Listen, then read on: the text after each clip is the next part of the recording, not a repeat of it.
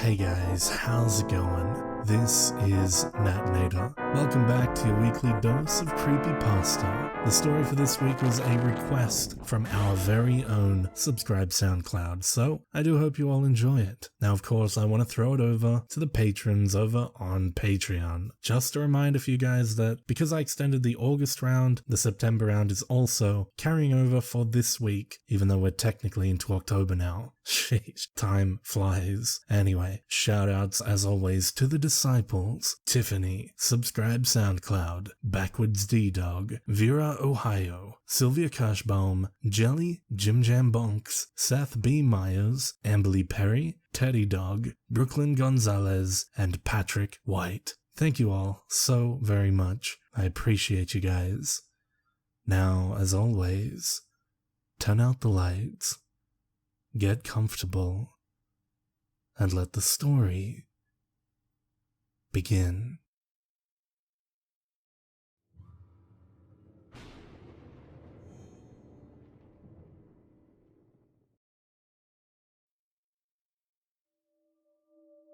The boss said she died in her sleep, although it was by unknown means. She was a mute. Apparently some accident had taken her voice a few years back. She had died, all alone in the upstairs master bedroom. The poor woman. Although rumor had it she had made quite an enormous fortune. One of those classic old and rich widows. Needless to say, I bet her family was happily sad she was dead, and their inheritance was heading their way. We were movers, my partner and I. The boss had sent us to move out some of the last things from her place before the family came. Apparently they wanted her stuff put directly into storage. Everything. No exceptions. It was strange. I mean, you'd think they'd want her stuff to be untouched when they inherited the house. At least some of her things anyway. Yet that definitely wasn't the case here. They seemed very forth on their decision. It was almost like they were repulsed with the woman's stuff. Hell, they seemed to want to get rid of it like it was the plague. Regardless, we just wanted to get to the house and begin moving that shit immediately. Day 1. We figured this would be a 2-day project. It was a very large house, and she had furniture up the arse. We planned on hitting the bottom floor first. Most of the furniture was there anyway. On the second floor there were about 3 rooms to attack. After all the shit from the enormous first floor, we'd finish up the second one tomorrow. At least this was the initial plan. So we got in the truck and headed over. It was a long dirt road to even get to the driveway. Kinda one of those obscure houses that you wonder why in the hell the owner would go out of such lengths to hide their place. We all love privacy, I guess. Anyway, the house quickly popped up to our left and we took the driveway and came to a stop. The house was, well, huge. Not that we expected anything less. One of those really old houses from the 20s. Barely standing on the weak foundation it has. It literally loomed over us. But it wasn't menacing, just a bit intimidating. We got out and headed in, getting a greeting of creaks and groans from the porch as we stepped on it. It looked like it was gonna start raining any minute. Ah, great. We'll have to deal with moving with that shit. Upon stepping inside, we were hit with a wall of stagnant air. I was put under a coughing spell, and became the target for my partner's mockery for the time being. My partner's name was Micah, which was somewhat funny considering my name was Michael. He was an odd one, but relatively easy to get along with, and to work with. He was pretty content with this project, considering his love for the paranormal and that psychic shit. I'll admit, this house definitely seemed like one of those haunted houses you see on those awful shows on the Sci-Fi Channel. But it wasn't scary, so I wasn't too worried. Anyway, he said we should get out before nightfall. He was scared of some evil spirits, or that old lady's ghost coming out to haunt us. I had thought he was joking, but it became fairly obvious quickly that he wasn't. I humored him and said, "Alright, let's get to work then." We started with the living room, which was immediately to our right upon walking in. It had a large couch, a rocking chair, and a few small tables. Within about an hour we had packaged and moved out everything, although there were still a lot of little knickknacks here and there we still had to get. We'd get those later though. For now we wanted to get all the big manual stuff done before the rain came pouring down outside. The kitchen was right next to the living room. No furniture, but plenty more knickknacks to package. I sighed. I really hated that shit. It became apparent how clean the lady liked her place. There wasn't a film of dust on anything. The countertops as well as tabletops were all spotless. Hell, you could probably eat off the damn floor. The dining room was next. The whole bottom floor wrapped around the stairs in the center of the entrance hall. While the kitchen and living room made up the right wing, the dining room was enormous, making up the entire left wing. I began planning out which part of the table I wanted to move first, when I heard something upstairs. Micah froze, chair in hand. You hear that too?" I said, looking up. Silence again. Perhaps we were hearing things. A small thud again. "Oh, alright, let's head up. I know we're hearing something," Micah said, setting down the chair. It was very soft. Whatever was making the sound was probably a small animal. The stairs were just as creaky as the porch. It was a symphony of wooden moans as we bolted up the stairs. There was a hole at the top. On the left there was one door, and on the right there were two. The sound was directly above the dining room, so we headed into the left door. It was a large master bedroom. A beautiful and framed bed sat in the center of the opposite wall. There was a large dresser to the right of the bed. A very ornate mirror hung off of its back. Micah and I walked up to it, simultaneously planning out which parts we were going to move tomorrow, as well as looking for the cause of the sound. There was no one in here, not even an animal. "Well, what the hell?" Micah said, turning to me bewildered. I stayed quiet and stared into the mirror. The room seemed darker somehow, almost like it was another more sinister room. I froze. In the corner, on the left of the bed, there was a figure. "Micah? The corner, next to the bed," I said, slowly turning to him. His eyes widened. He turned to the figure in the corner. Then they squinted. Almost immediately his face lightened up. He began laughing softly. "What?" I said, turning around. "It's just a doll. A mannequin," Micah replied. Finally it hit me to turn on the light. The room seemed to jump to life. The thing in the corner, however, wasn't so bright. It was indeed a mannequin, about my size, 6'5". It was wearing what looked like a white mini dress, directly contrasting its grey skin. It looked fairly human. It even had long and stringy black hair, going down to its shoulders. There was one feature that ate at me, simply the fact that it was eyeless. Large hollow holes took the place of potential eyeballs. I cringed, approaching it to get a better look at it. The rest of the face was fairly normal, save for the semi-opened mouth. It looked as if it was letting out a long sigh. "Well, alright then, let's get back to work. I want to get the fuck out of here," Micah said. I nodded and we turned and headed back downstairs. The living room took less time than we thought. Within another 2 hours, we were done with it. We went out and grabbed some large boxes from the truck, running through the now pouring rain. "Alright, I'll take the living room, you take the kitchen. If we haul ass, we can just book it through the dining room together," Micah said. I nodded and headed to the kitchen. I couldn't stop thinking about that mannequin. It was morbidly fascinating. Why did the old lady have it in her room? It was getting late and we were almost done.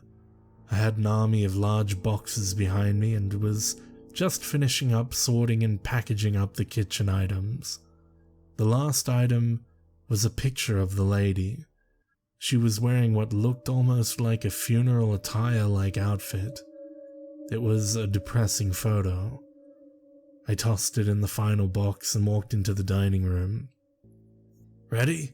Let's finish this shit up," Micah said, laying out another box. Before we could even begin, we heard another thud. "Okay, this is getting ridiculous," I said. Micah's face went very serious. "I don't like this, Mike.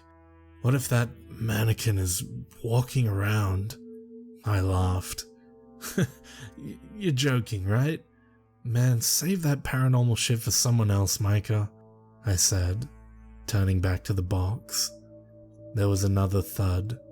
"Alright, let's go," I said, turning to the stairs. We booked it up, this time expecting something in the room. I kept trying to figure out what it could be. It's an old house, it could be anything. I grabbed the master bedroom's doorknob. "Ready? Set? Go!" I yelled, bursting open the door. Nothing. Just another empty room.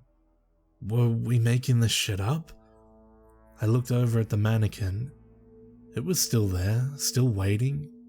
It looked different, but I didn't know why. I walked up to it again. I don't like that thing, man," Micah said, walking up behind me. I kept trying to look for differences, but nothing seemed wrong with it.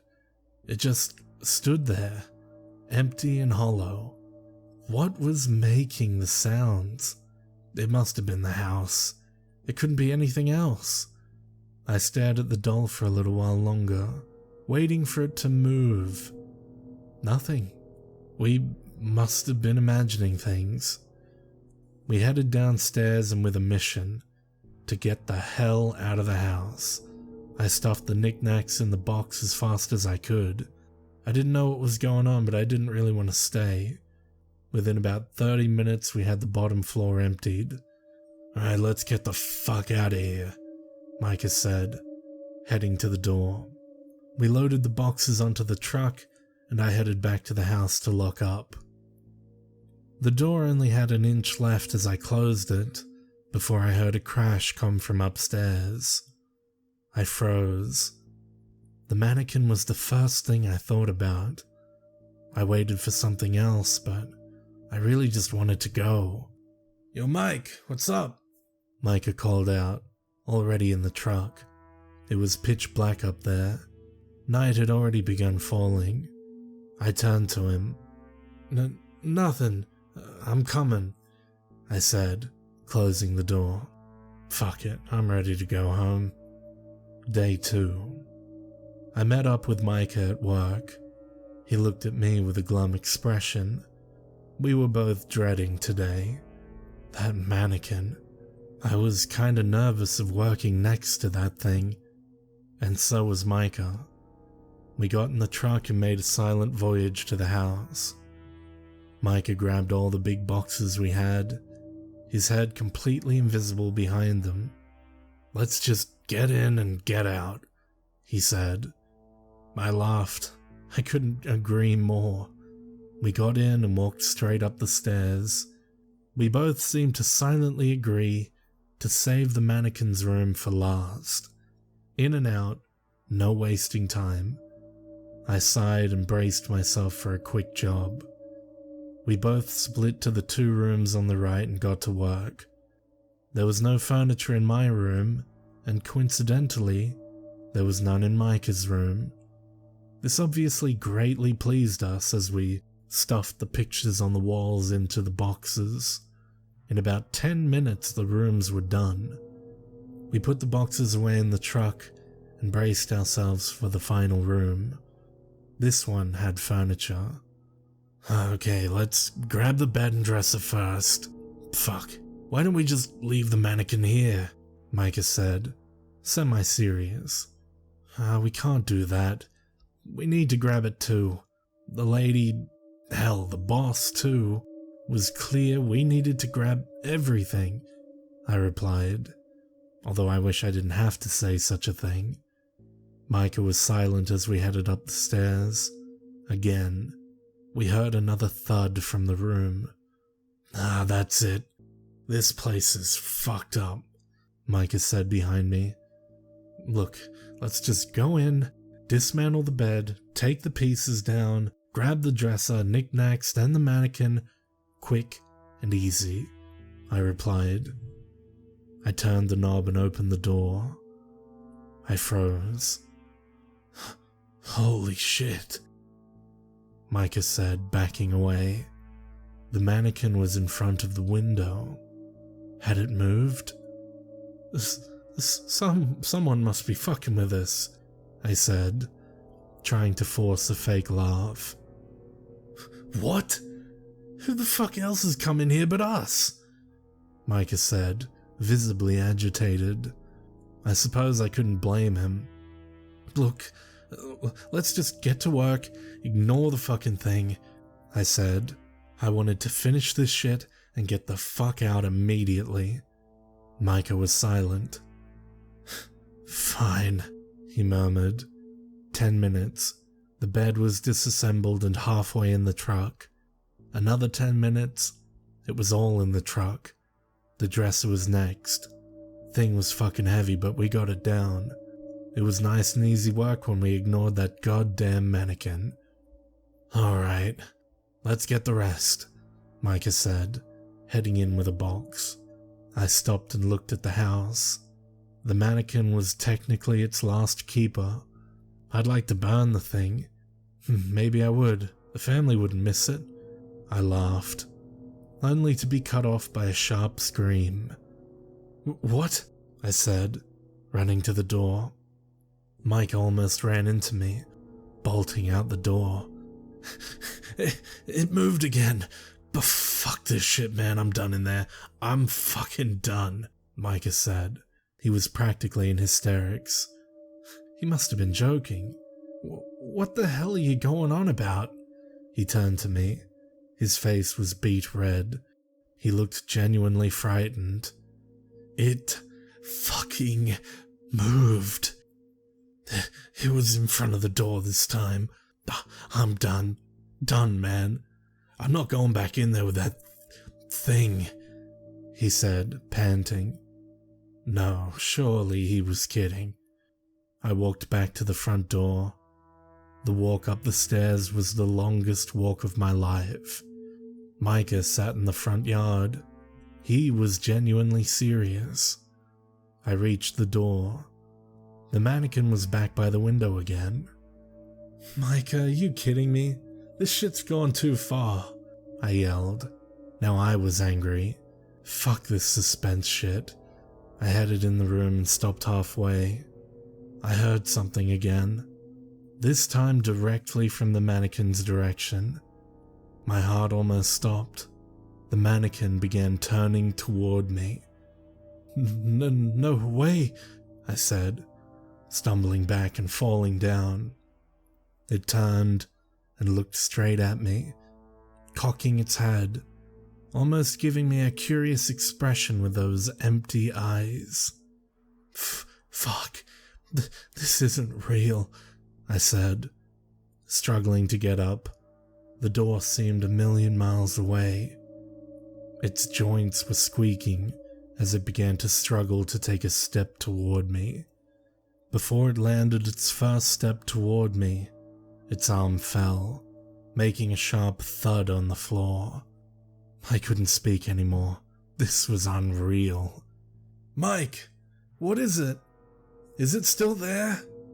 Micah shouted, getting to his feet. It leaned over, trying to pick up its arm. I jumped as it lost its balance and fell forward. It was only a foot away from me now. I couldn't run. I couldn't move.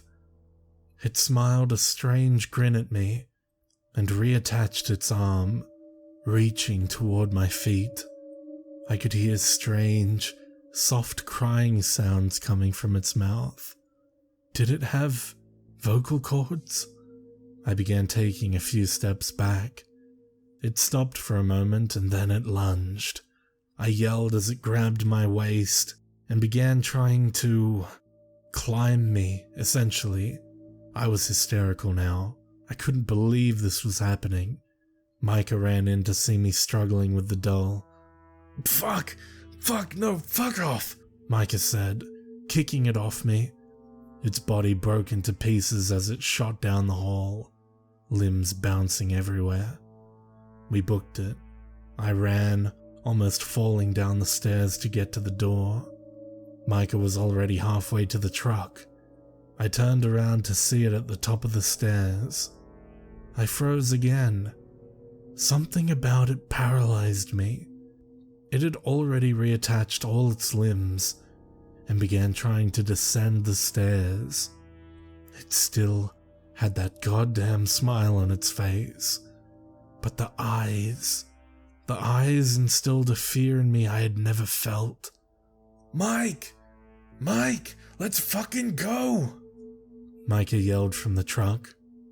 I couldn't move. My fear held me solid, my feet somewhat staggered backwards. But the doll seemed to be getting down the stairs quicker than I could imagine. It was unnatural how it hobbled and staggered down the steps. It locked eyes with me the whole time, waiting to get close enough to... I couldn't imagine what it was going to do to me. Mike! God damn it, Mike, run! Micah screamed, getting out of the truck. It finally made it to the bottom step, smiling a wider smile just for me. The hollow eyes beckoned me into them, like they would consume me. Suddenly it lunged at me again. This time I was prepared. It leaped at me and I leaped back, grabbing the door and, attempting to slam it in the doll's face. I only made it about halfway. Half of its arm made it out the door and grabbed my face. I felt an incredibly horrible pain in my right eye as I pulled the hand off of me. Just then, Micah made it to the porch and swung one of our axes straight into the thing's face. I fell back as the doll collapsed into pieces again.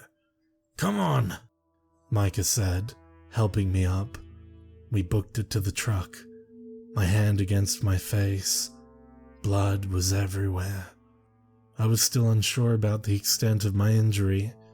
Micah started the truck and in a flash, we were already flying down the road to get out of there. It tore my eye out. It literally tore my eye straight out of its socket. I didn't realize the horror of the situation until we made it to the hospital. The doctors, as well as my boss, were obviously desperate to know what the hell had happened. Micah and I didn't know what to say. What could we say? What would they believe? We ended up telling them that I lost control of one of the tools. None of them visibly believed me, but I didn't care. There's no way in hell I was going to tell them that a doll did it. A week has passed. The boss ended up sending another pair of movers to the place. They finished up my job, but they found something fucked up. My boss called me today and asked me what the hell happened over there. He was audibly angry.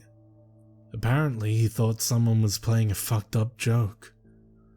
When I asked him what the hell he was talking about, he said they found a bloody mannequin in the upstairs master bedroom.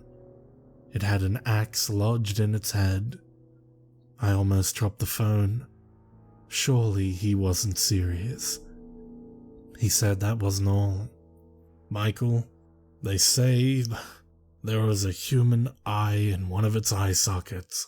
A decaying human eye."